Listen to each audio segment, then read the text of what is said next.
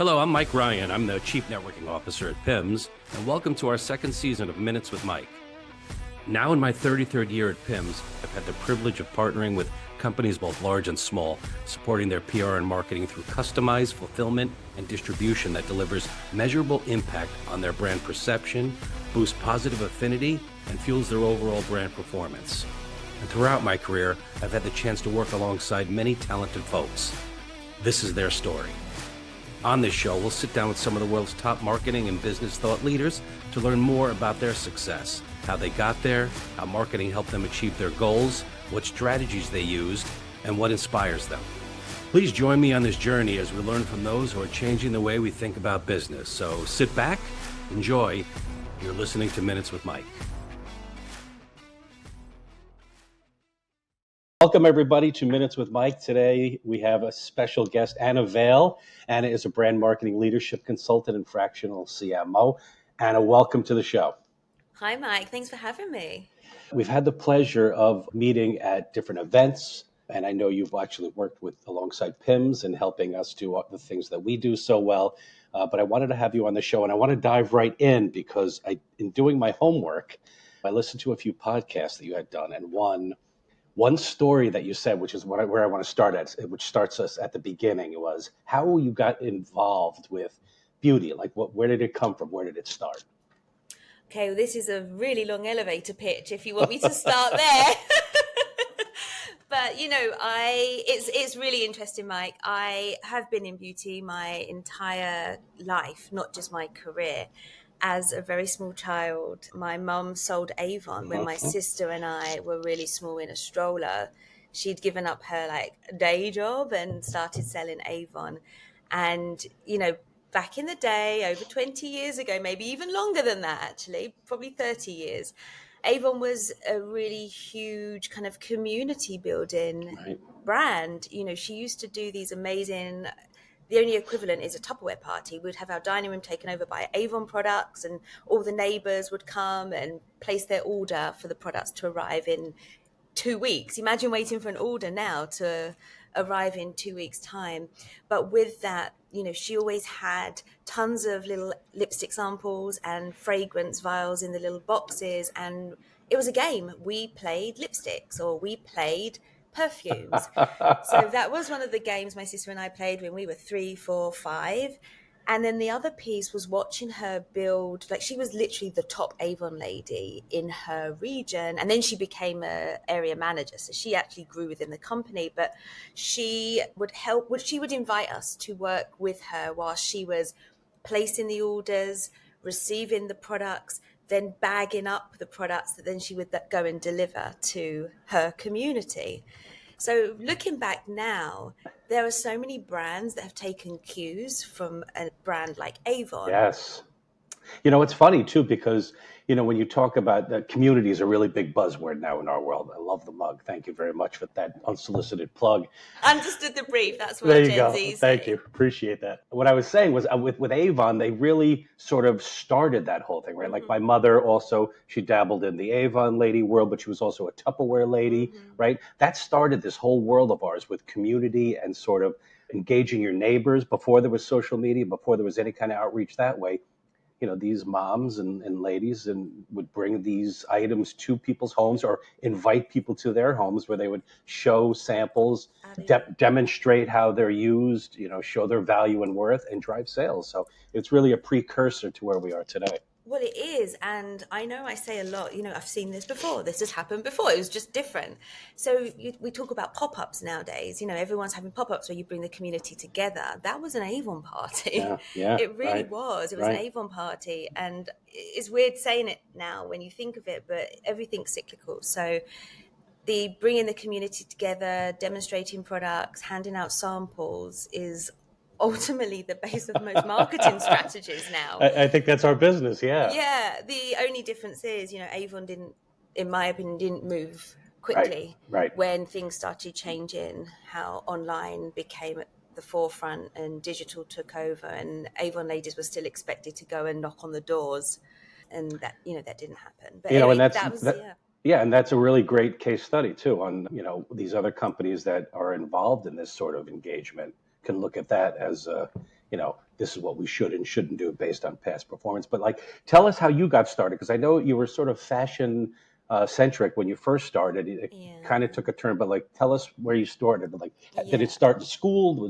I know it started when you were a young girl, but like, did you go to school for? Like, tell me about how Anna Vale became. Yeah, it's so interesting. I actually was never fashion. I did my degree in a fashion college, but once I started the degree, I soon realized I actually like shopping, not fashion, because fashion that you get taught in fashion college is not the fashion we wear. It was a really harsh realization, and my teachers at proper school were like, "You need to do law or accountancy or your psychology." Like, I had a degree lined up to do psychology, which I pulled out of because I suddenly discovered this marketing comms degree at the fashion school. And at the time, only 30 people from around the world were accepted. I was kind of a bit misled, to be honest. And my first year there was an internship, and they were like, well, "What do you want to do?" And I'd already done like putting leaflets on seats at fashion shows. I'm like, I don't know how I feel about Yes, I this. Like, I remember those just days. Yeah. yeah, I had like really big fashion designers scream at me because one of the pamphlets was crooked. It I also had someone shout at me in an agency telling me I'd never make it in this industry, which is a very interesting story. And I said, I love beauty. I've loved it. It's been part of my life. And the college was 2 streets away from Estee Lauder companies. Ah, So they said, "Hey, why don't we see if we can get you into Estee Lauder companies?" And I got my first internship there. I was offered a job before I graduated, which I didn't take. I trained the girl that got the job because I went back to college for my final year. And then when I graduated, there was a job, and I was part of the Estee Lauder world for the first half of my career. And it was through this weird kind of like, I'm in fashion school, I don't want to do fashion. And people were helping me. They were trying to help identify what my passion was and trying to open doors. And I will tell you, back then when I was at school and high school, they wouldn't even let me take a media studies class. They were like, "You can't do that. It's a waste of your time." So I ended up becoming friends with the media studies department because I was so desperate to get into that space. And I ended up doing extracurricular activity until 6 o'clock in the evening.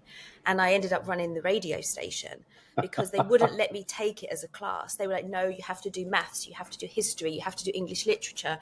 They wouldn't let me steer. Things are really different nowadays, but back then they were like, "No, you need solid subjects, you can't steer, you can't do any of this like airy fairy stuff." So I ended up doing a ton of extracurricular, and I was doing internships when I was like 15 years old, just so I could have access. Yeah. it's funny too, because I'm a lot older than you are, but you can remember a time not so long ago where, this marketing world that we're in right now was very different than what it is, 10, 5, 15 years ago. I heard you mention, and it really hit home, one of the stories you were telling on this other podcast. You were talking about how you would spend your days and nights sending faxes through fax machines to get these hits out there. But again, when I was, younger in this industry, that was a service we provided, right? You really want to get into these people? They all have fax machines. We can fax over information to them, right? Before it was in style to Wow. send products and that sort of stuff. Tell me about that. Yeah, it was crazy. I had an inbox, like an actual physical inbox and an outbox when my first internship was in the department of Aramis and designer fragrances. So Tommy Hilfiger, Donna Karan, DKNY. It was at the time when La Mer launched, and I had an inbox where faxes came in, and I had an outbox. Once I'd done the work, it went in there, and then I filed it away as a done day. And I had a successful day if my inbox was empty, and I didn't leave until my inbox was empty. And that was how we communicated. We had a phone, we had a fax. I did have a computer, but we weren't really communicating that way. And even when I moved to New York 11 years ago, my first Estee Lauder global business card had a fax number on it. And that No. was 11 years ago. And I got to my office and I was like, where's the fax machine? And someone was like, "You need to fax it." And I was like, like That was years ago, skill. Yeah. it was like, I don't even know where the fax machine is. Like, can someone reprint these Oh my cards? God, And so funny. I'm pretty sure it's changed now. But it's interesting because with that, I'm not talking about fax machine, obviously, but it is kind of a bit of a icon of its time. And with that, I've had to retrain in my career Yes. probably 4 times in the last 20 years. And I feel like we're all going through a retrain right now because things are changing so quickly. But, I went from faxing and phoning to then computer, and then I went from editors to bloggers. I went from bloggers to influencers and community. Like, these are all different points in a career, but ultimately you're still building brand, whether you're faxing or texting or WhatsApping or DMing. Well, the meteoric rise that you've had, not even as of late, but that you've been really working hard towards is noticeable. Tell me about this leadership consultant role that you now have. What is a fractional CMO? What does he or she do? So it's a really interesting question because I think the word consultant is a bit dirty and muddy now because traditional consultants used to come in, and I think they still do. I'm talking about big consultancy companies would come in and tell everyone what to do and then leave. But with this world of fractional, it's really grown to a point where there are lots of brands, particularly smaller brands, where they don't need senior C-suite talent yet, but they do need that thought leadership. They do need that skill set, but they don't need it full time. So what's happened in the fractional world is people who are consultants or independents or freelancers are able to lend that expertise for a period of time, and obviously a fraction of the cost because it's just a period of time. So I say it's the talent you need for a fraction of the time and a fraction of the cost, but all of the experience. So for me personally, I typically go into smaller indie beauty brands, independent beauty brands, where they have an amazing CEO or a founder, and then they have more of a junior team who are executing, and I come in and I help elevate the team and the strategies. And normally it's 6 months, it could be less, it could be more. It's a 6 month where we really kind of build or problem solve, because normally there's a challenge happening and you Right. normally go in to solve that problem with the knowledge that you've built over the years. That's how I work. There are lots of other really fantastic fractional people that may come in. For me, it's under the marketing umbrella, but people come in for creative or finance. Finance is a really big growing fractional area because you don't necessarily need a whole team of 5 finance people in the accounts department, but you do need someone keeping an eye on the books and Right, sure. managing the overall P&L. So that's a growing area. And with that, I am a member of the board, which really drives fractional as a big industry and a big support to a lot of brands nowadays.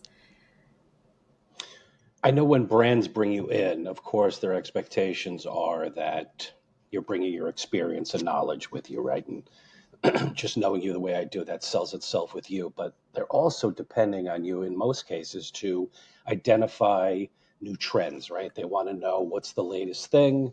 What have you been doing, over here? How are they being so successful? Everybody's really invested in driving these sales and the success of the brand. Talk to me about new trends you're noticing, or how do you talk with these prospective clients or clients that you're working with about how to identify and acknowledge and deal with those new trends?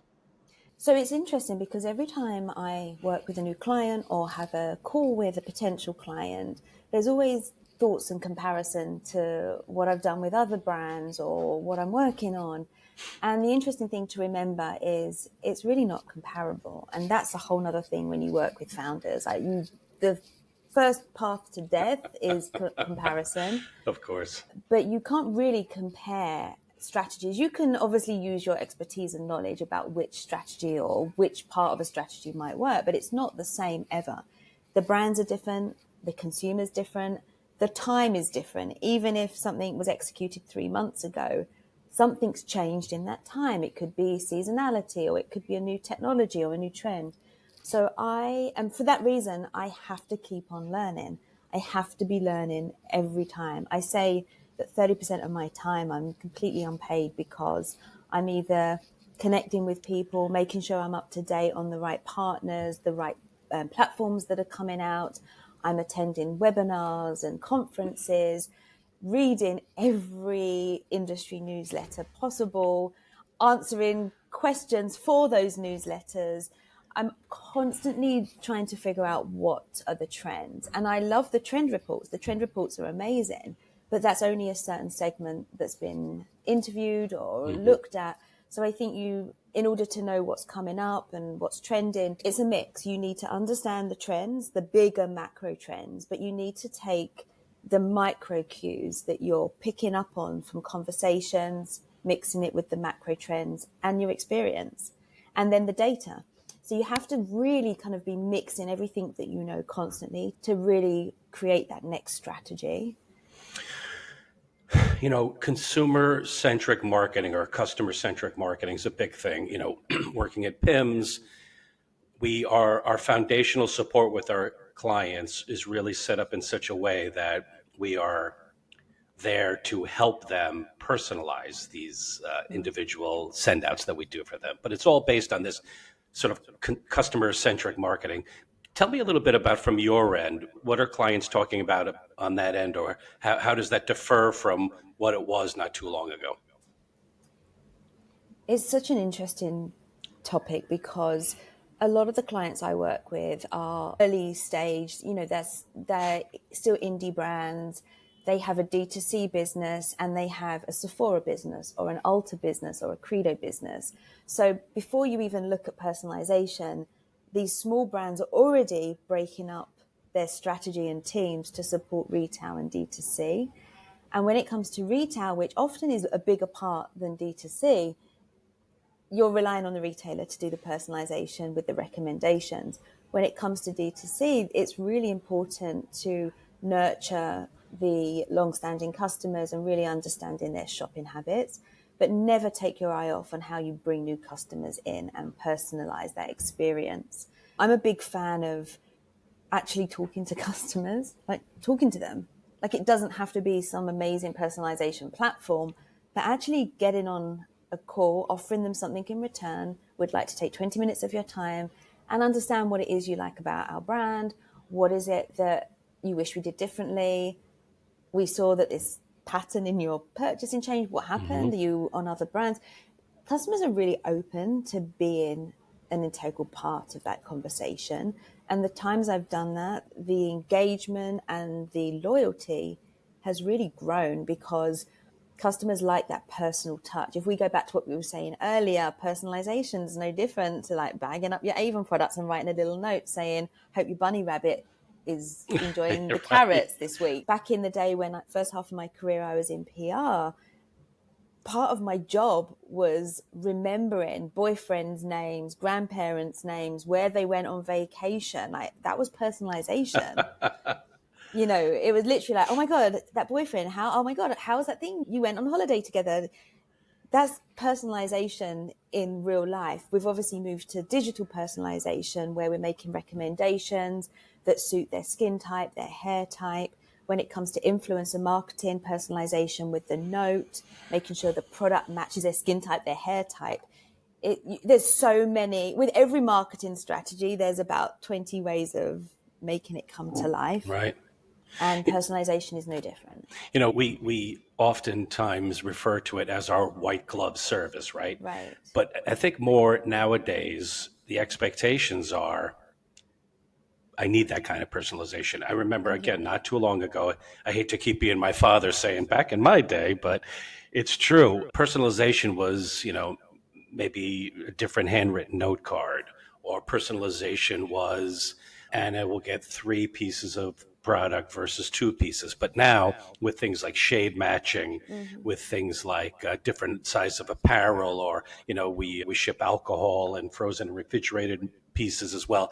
Every piece of the send out, including the box itself, is personalized. Oh, 100%. 100%. I actually laugh at, there's this one company that keeps trying to sell, I don't even know what they're trying to sell to me. And they just keep sending these emails. And I'm actually the one person that says always respond, because I know what it feels like to be ghosted. Right. I think ghosting is the lowest level of disrespect possible. So if anyone's ever ghosted me, it just shows such a lack of respect. Yeah. But so I always, even if I'm not interested at all in a company that's selling something to me, I'll say, no thanks, this isn't right for me, or and like 1, 2, 3 words. But this one company keeps sending me stuff, like sending me emails. And it got to a point where I just didn't respond because they were driving me crazy. In the end, they were like, here's $10 to Starbucks. And I was like, this is like the most lack of personalization ever. Like, I would never walk into a Starbucks. I would never drink a Starbucks. There's literally no personalization. So when you were saying that, it was making me think like personalization works, but you have to be sure you're personalizing correctly. And, you know, with AI, we're seeing, well, AR, you know, we're seeing such interest in personalization. It started a few years ago, really, with color cosmetics and foundation. And I ended up buying a foundation. I think Shiseido bought a brand where you held white paper up against your face, you kept taking photos, and the foundation came with my name on it. It was years ago. It was probably about 8 years ago now. And I bought this foundation and it took forever. I was using my phone and it was like, hold a white piece of paper behind your head, take a picture. And I was like, ugh. And it's like, hold a piece of paper on the side, take a picture. And I think I sent 8 pictures of my face. And honestly, like the foundation was pretty amazing. It had my name on it.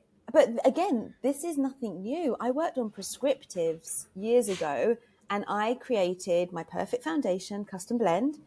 And then I also created the most favorite red lipstick I have ever had. I went into the department store, I mixed the color. It wasn't blue enough. They added more blue, and then they labeled it up and I had my personal lipstick.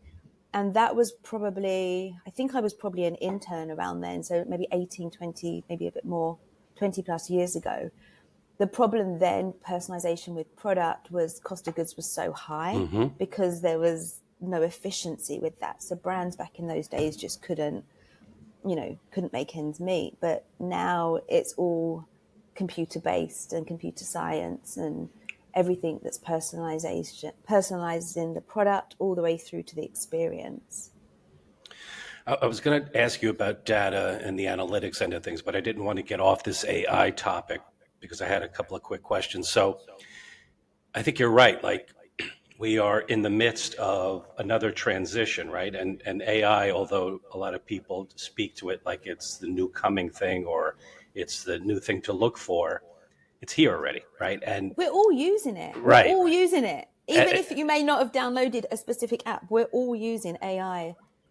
We are. That's right. It's everything we're doing. And beyond the ChatGPT, which I use a lot too, it's, tying in with this facial recognition, that has come a long way in a very short time.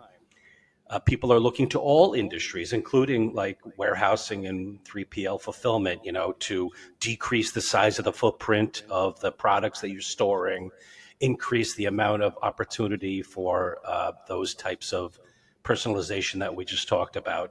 What do you think the next step is in this AI thing when it comes to marketing? Like, we talked a little bit about the consumers and the customer-centric marketing. How do you think that's all going to tie in together? Or what do you think the next thing's going to be?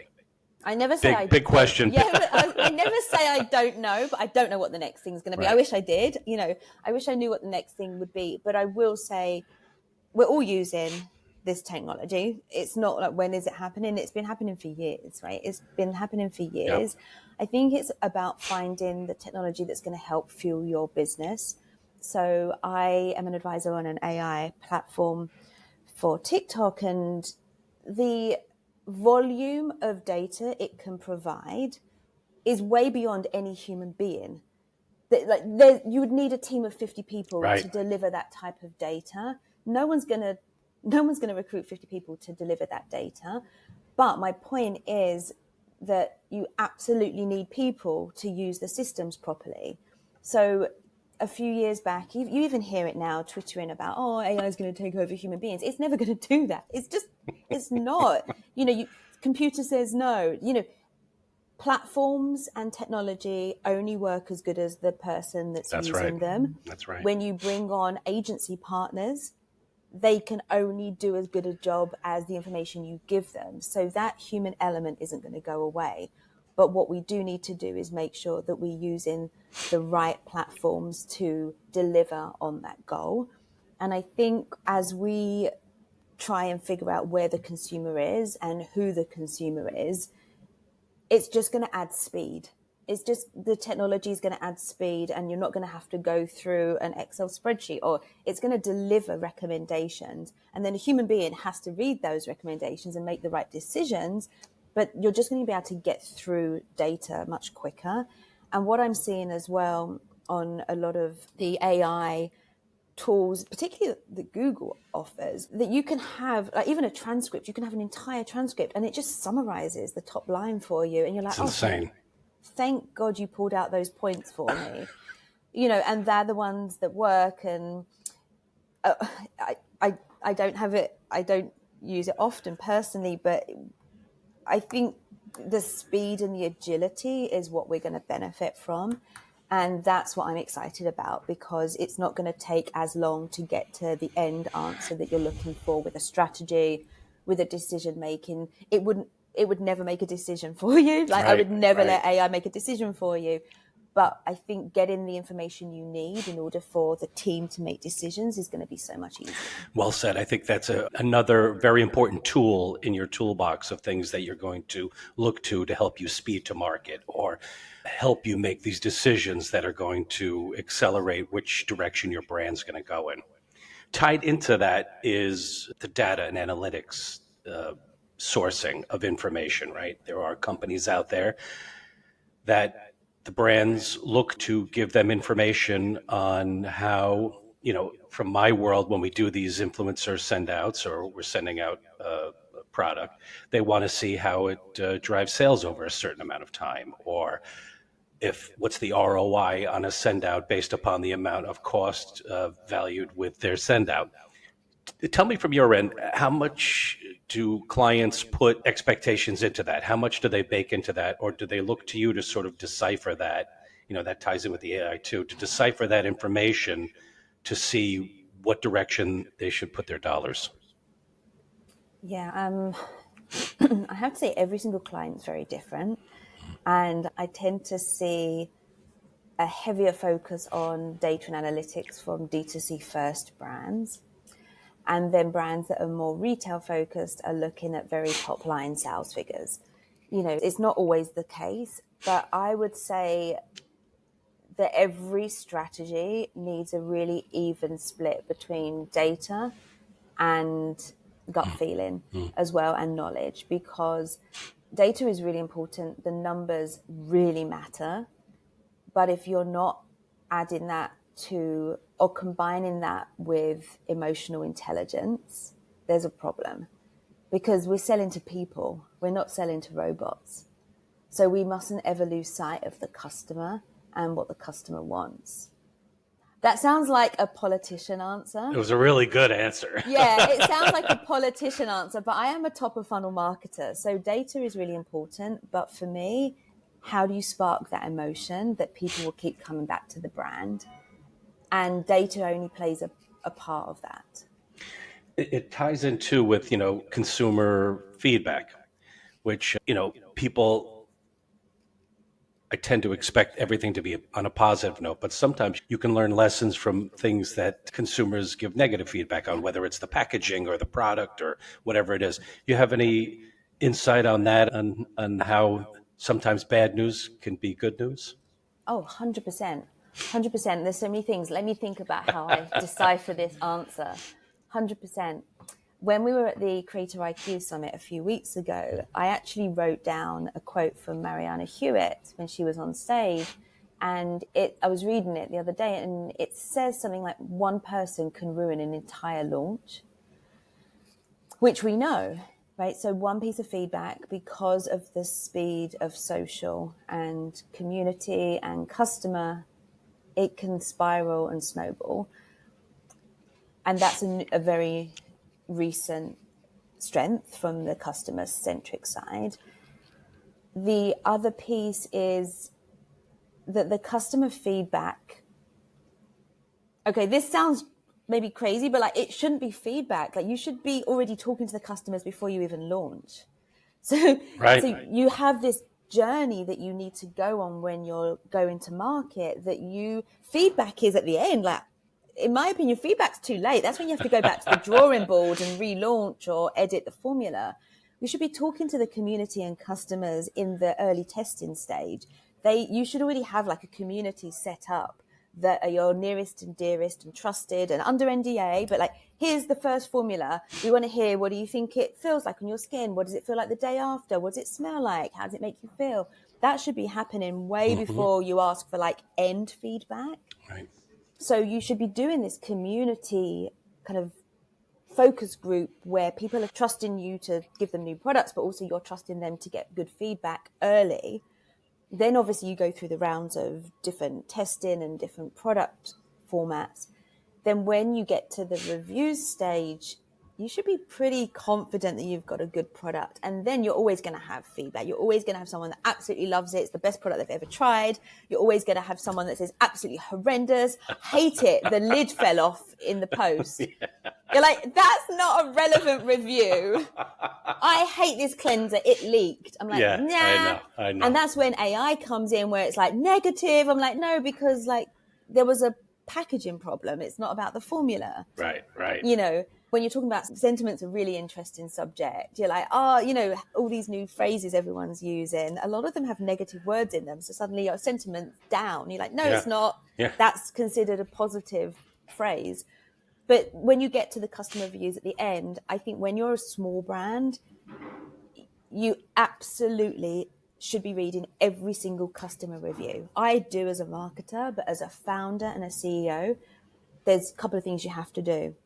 Don't lose track of the customer, whether you're going into store and talking to them or watching from afar, going over and saying, hey, how do you like that product? Let me introduce myself. This is the one I love the most. Don't stop being a customer, and then always read the reviews afterwards, because you should have been in that journey at the beginning and you need to be there afterwards. Sorry, that was a really long, complicated response. Loved it. You used the term buzzword in your answer, and made me think of another thing. Is not, again, a new topic, but we've been talking a lot about, and that's sustainability, right? In this global marketplace that certainly brings our two cultures together, people are looking to the brands to separate themselves and lead the way as to, you know, how they can be more sustainable, whether that's in the creation of the product itself, the packaging, the materials used to ship, how you're shipping, when you're shipping. Talk to us a little bit about sustainability on your end and what the clients' thoughts are when they come to you on that topic, and maybe share, you know, how that's tied in your past a little bit. So sustainability is, it shouldn't be a buzzword. Like, it should be table stakes now. Right, yeah. You know, if a brand is differentiating themselves, saying we're sustainable, you've already lost the battle. That should be one of your values. Good point. And there's ways of saying what you're doing. Obviously, what you're doing to be sustainable is really important. Your customers need to understand your values. They need to make sure that what they're buying is aligned with their values, but it shouldn't be the one reason that a customer comes to you.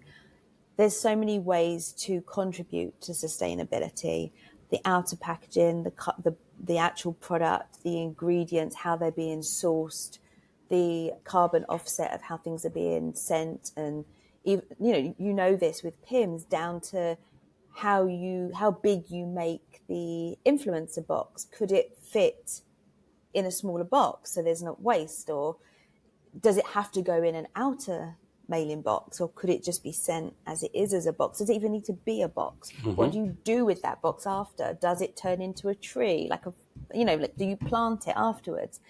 There are so many elements. I have to say, I don't really get involved at the very early stages of carton choice or packaging design or anything like that. But I would say that it is front of mind for every single brand. And if it isn't, it should be. But every single brand I have come into contact with in the last few years, it's a given, and it's part of the DNA of the brand. And a brand does have a responsibility to share what they're doing and how they're contributing, but it shouldn't be the only reason. I agree. I think you're right. I think it was once a differentiator, right? It separates what separated you from the pack, but now it is table stakes and it's expected. And if it's something you're not already doing or looking into or enabling, you're behind the eight ball a little bit here. I know. One of my first clients was like, "We're moving to PCR caps." I'm like, "Great! Like, And let's get a PR story. Tell the PR agency, okay? And this is not a story. Like, you're paying me to tell you what's going to work or isn't. Like, it's great. We can tell people now, and I think it's interesting on social to say, we've now transitioned. It's taken time because of the size of the brand, and we're really proud. And join us on that journey. But that's not a story anymore. You need to be doing a lot more before you get a story on that. we've talked a lot about beauty and brand marketing and differentiators and data and AI, but I wanted to talk a little bit about you too, because in your LinkedIn profile it says brand marketing leadership consultant, and it made me scratch my head and say, "What is? Oh, no one knows what I do. Yeah. Who is this woman? And what is a leadership consultant?" But we here at PIMS have actually worked alongside you to take a hard look at the way that we do the things we do, whether it be in sales, whether it be in internal connecting with the internal devices that make us different from the rest. Give us a look at what it is we do really well and build on that, and things that after being in business 30, 35 years that we kind of take for granted that we shouldn't. A fresh perspective.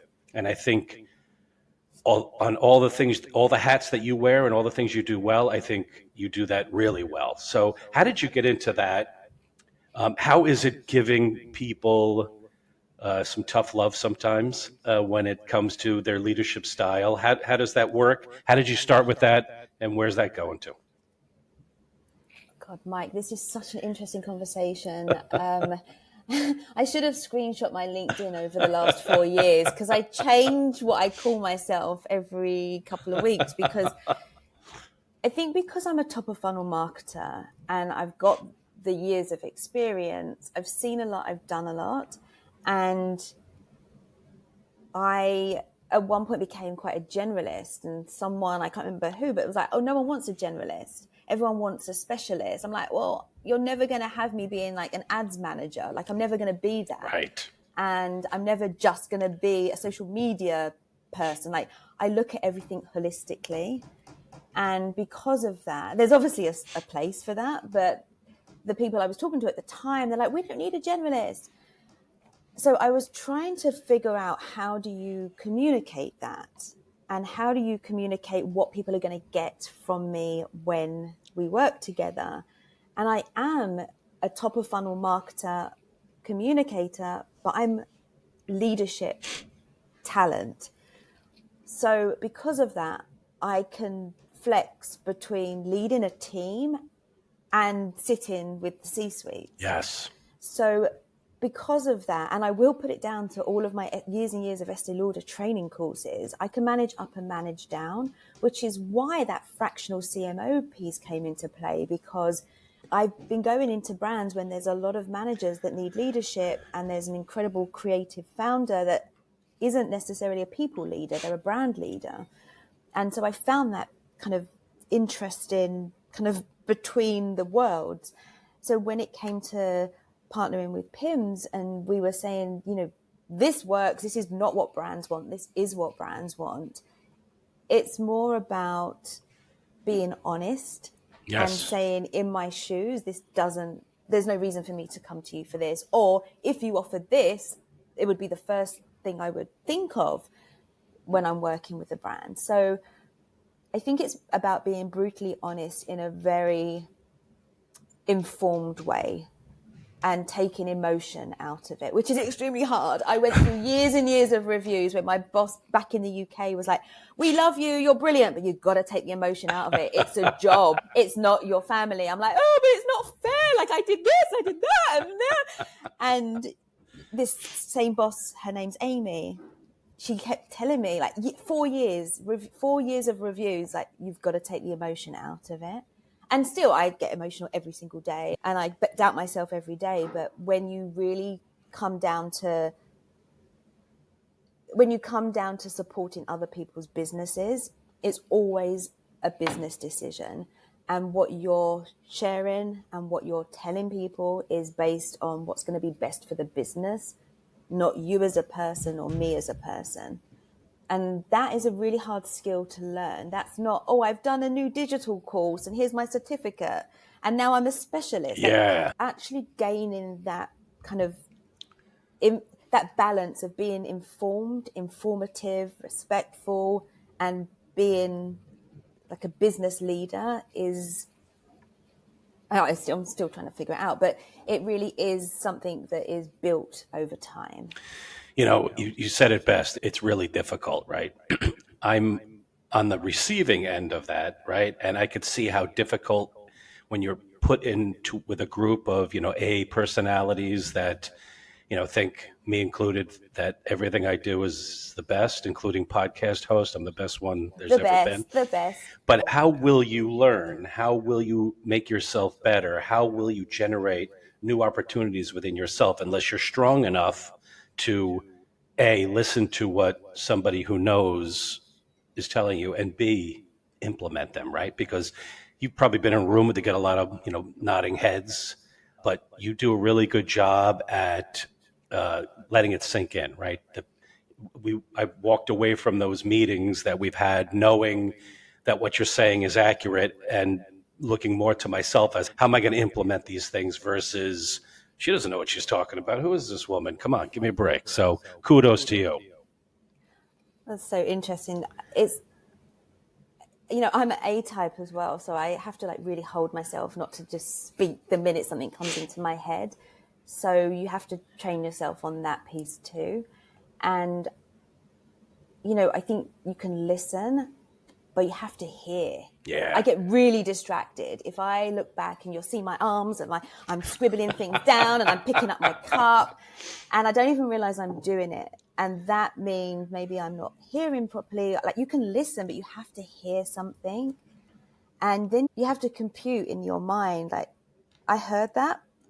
Do I need that information or don't I? And a lot of the time when I get impacted by other people, if you really sit and think about what someone has said, if it's personal, you have to let it go because they're just portraying something that they're feeling onto you. Right. If it's factual and business and it's going to support something that's next, then you have to think, okay, well, how can I use that information? Awesome. Yeah. Anna Vale, well done.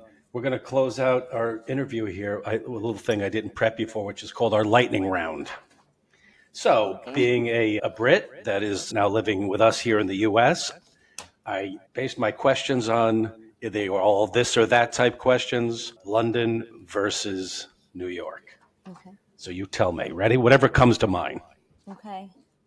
Anna Vale, are you ready? As ready as I could be.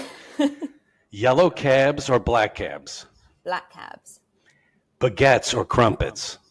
Crumpets. The Yankees or Chelsea FC? Chelsea. My whole family was Chelsea. There's no choice. New York City pizza or London fish and chips? New York City pizza. Times Square or Piccadilly? Neither.